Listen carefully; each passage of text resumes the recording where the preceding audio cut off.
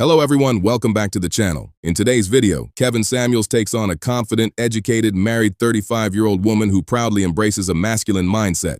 What starts as a simple conversation quickly turns into a tense and eye-opening exchange. As Kevin challenges her views, the discussion grows more intense with every passing minute. Stay tuned. You won't want to miss how this I don't unfolds. believe that we do control any of. Really?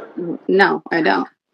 I don't, because I put it to you like this: the women who, or the woman that just left, she doesn't represent me as a black woman. Sure she does. No, she doesn't. How does she represent? She has Because there's nothing to do with me. I don't know anyone like her. excuse me.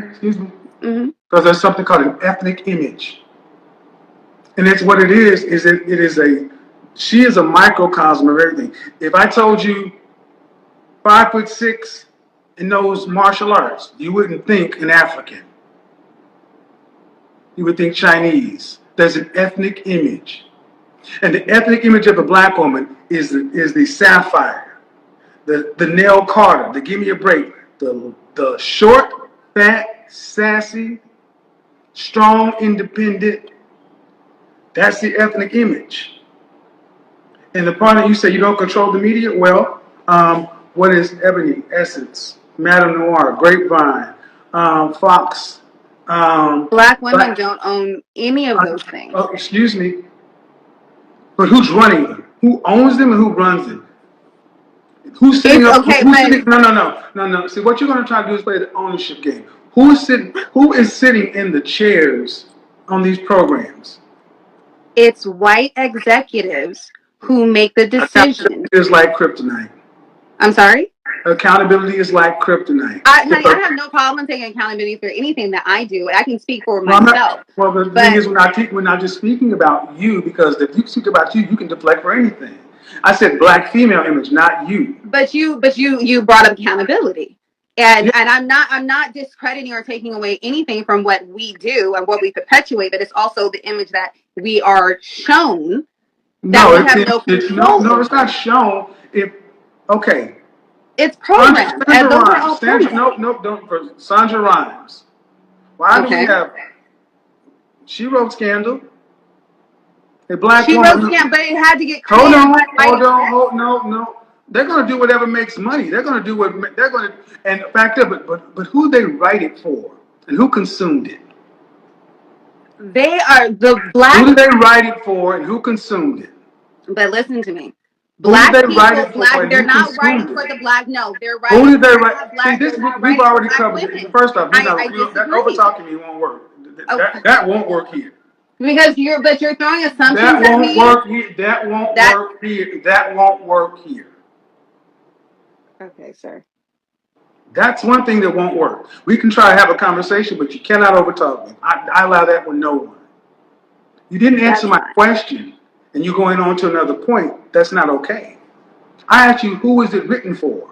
Sandra Rhimes, Scandal, Love and Hip Hop, all these things. Who are they written for? What audience? For the black audience. Thank you. Okay. But again, if we are not choosing what goes on the air, because they're not finding all content for black people, it's a certain type of content for black people that they want to show and they want to perpetuate. And then we are watching because it's programming, and we are following. I come from the industry, and I will tell you that I come from the advertising and marketing. So let me tell you, if black people did not consume that product, they would not put it out there. There's a market for it. No. That's my response. Because see, I come from the sales world, and I also come from the advertising and marketing world. See, the bottom line is this: at 5 years old? Is that what you said? 35? Yeah. There was a movie called The Hollywood Shuffle, written by, who was it written by? Not Tommy Davidson. The guy that wrote Five Heartbeats, Robert Townsend. And the whole premise of the movie was a bunch of black stereotypes. He was mocking blaxploitation films of the 70s. And that's the same argument that black people made in the 70s. These are all the roles we have as pimps and maids and this and that. The whole premise of that movie was, if that's the only roles that are available, then we don't do them, because there's always work at the post office. Robert Townsend made that movie in 1989, and it stands to this day.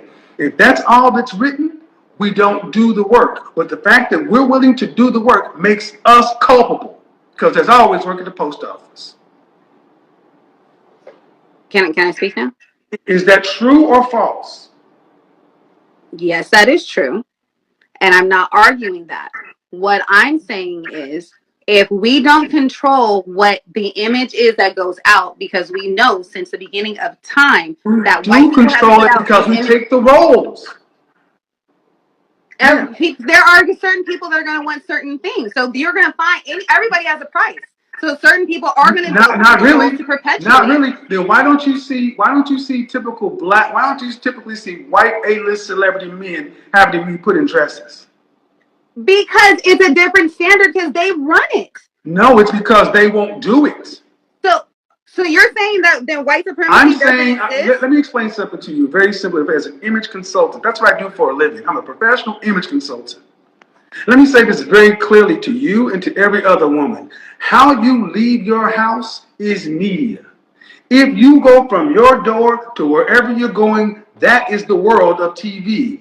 And if you aren't walking out with long fingernails and purple hair and all this other kind of stuff, they could not make it work. And even if they did try to make it work, if they tried to go get Latinas or somebody else and dress them up like black women and make them look like stereotypical black women, back in the 60s, when we didn't dress that way, they couldn't do that shit to us because we came out of our house looking better. That's why the civil rights movement worked, because they could not paint us as criminals and drug dealers. And when we were on the Edmund Pettus Bridge on Black Sunday, you saw church-going people getting abused. That's why middle white America stood up and said, those people look like me. But if they'd have been walking around, dressed around like we look today, nobody would have batted an eye. How do you think we got here today, though? Because we do it. It's self-accountability. It is self-accountability. How many of your sisters show up to this broadcast right here with bonnets on their head? Okay, sir, but I didn't. I didn't say you. That cannot be the argument. That cannot be the deflection. Every time I talk about the group, you talk about you. Wait, you're deflecting, because every time you've sat here and you have said to me, you gave me a list of the things that you've done. You have said to me all of your points, and every time I go to talk, you either cut me off or you say I'm deflecting. What I'm saying to you is every person that you've had on the show does not account for every black woman. I did not. Did I say it does? What do you think you're doing right now? What do you think you're doing right now? Sir, what do you think you're doing right now? Please allow me. What do you think you're doing right now? Okay, I'm trying to speak. What do you think you're doing right? What do you think this is doing for the image of black women? I'm showing you something different. What you're saying? No, you're really black not. Women. Sir, you won't even let me finish my point, though. You're saying we're having a conversation. You gave me your talking points. I allowed you to speak. You said I was over talking you. I shut up and I allowed you to talk. Now I'm trying to say my points to counter what you were saying, and you're not allowing me to talk because you're talking over me. So I'm asking if you can give me the same respect that I just gave you, sir. That would be much appreciated. So back to the point of the imagery. There are 8 billion people on this planet, and there are certain people that are going to go, there are certain demographic that they shoot for, and they want to keep in that place. Them being white people, white execs who run these stations, who say these are the roles that we have for black people. In order to get to a certain standard as a black man, you have to do A, B, C, and D. Otherwise, because there's a ton of actors who are amazing actors who didn't get anywhere because they wouldn't fall in line. Same with black women, the image of black women. I am not included. I am nothing like that girl. I am an educated black woman. I was married in my 20s. I have 3 children. 30 seconds. Okay. Well, either way, I'm showing you that there is something different, is all. Mm-hmm. And what you just went on for 2.5 minutes was the very image that black women have been perpetuated for the longest. And I just let it go. The angry black woman, or the now you just cut me off. You just cut me off now. See, all right. So I can sit there and hold it. You're not gonna. No. You're not. Well, first off, you're not in control of anything. You're not in control of anything. You're not in control of anything. You're not in control of anything. I let you. I just went for 2.5 minutes. But see, what I'm just showing is all this masculine, aggressive energy. There's a way to get your point across and still be a lady, feminine. It's masculine energy because I'm Well, standing on and my I will let point. the audience decide, ladies and gentlemen. When you saw her going off for 2.5 minutes and this and this and this, is that the image you think that's helping black Were women you paying change attention to anything I was lady, saying, though? I went on for two. You see, what you're going to do is let me speak, or I'm going to bid you a good evening. No, well, we can say good night. Good night. Well, you can say good night. I'm still going to say what I got to say about Go you. ahead. You just You, might I'm want to sure be you here. will. No, Have a beautiful bro, night. how about this? Have You a might. I trade you beautiful an opportunity night, to sir. say what you want to say, but you're no different than the rest. And that's the point. The educated of them still think that they're better. No, ma'am, you are the problem too. Because all that bullshit that you ran down, the white exec and this and that, Tyler Perry.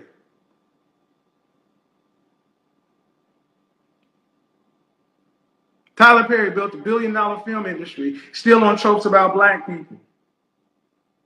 Spike Lee. Spike Lee didn't have to play the tropes, he played against the tropes. See, accountability is like kryptonite. And I'm not like these women. Oh, yes, you are. There is no other group of women that identifies with what you just saw other than African American women. Click, click, click, click, click, click, click, click, click, and I just let her go. Because see, what she thought she was doing when she was checking me, I'm just sitting there reeling her in. I'm like, I'll let you go. I'll let you keep digging and digging and digging. And when it got right down to it, she ran out of steam because there was all emotion, no logic, no accountability. It ain't our fault. It is our fault. Don't take the roles. Chinese, Asian people stopped taking the roles of coolies and all that stuff, and they started making their own films or rejecting the films. But the notion that there's always somebody that will do it, it's still our responsibility. This is why men should be in control, because all that emotion gets nothing. Well, we all just witnessed how quickly that conversation went from calm and respectful to intense and confrontational. What stood out the most was that despite being educated, accomplished, and married, those credentials alone did not automatically translate into humility, self-awareness, or accountability. Throughout the discussion, Kevin Samuels challenged several of her viewpoints, and many viewers will likely have different opinions about who made the stronger arguments. However, one thing that became clear was the difficulty of having productive conversations when both sides are unwilling to acknowledge uncomfortable truths. Education can provide knowledge, but wisdom comes from the ability to reflect, listen, and accept responsibility when necessary. This conversation also raises a broader question about representation in the media. Too often, the images and narratives that gain the most attention are the ones that highlight conflict, division, and negative stereotypes. While media companies certainly play a role in shaping public perception, we must also examine the choices individuals make when participating in content that reinforces those stereotypes. The reality is that the world often forms opinions based on what it consistently sees. If we want better representation, then we must be intentional about the values, behaviors, and examples we choose to put forward. Positive images, strong families, accountability, and mutual respect deserve just as much attention as controversy and confrontation. What do you think about this exchange? Did Kevin Samuels make valid points, or do you believe the caller was justified in her responses? Share your thoughts in the comments below. If you enjoyed this video, don't forget to like, share, and subscribe. Also, be sure to support Kevin Samuels' content and help keep his legacy and conversations alive.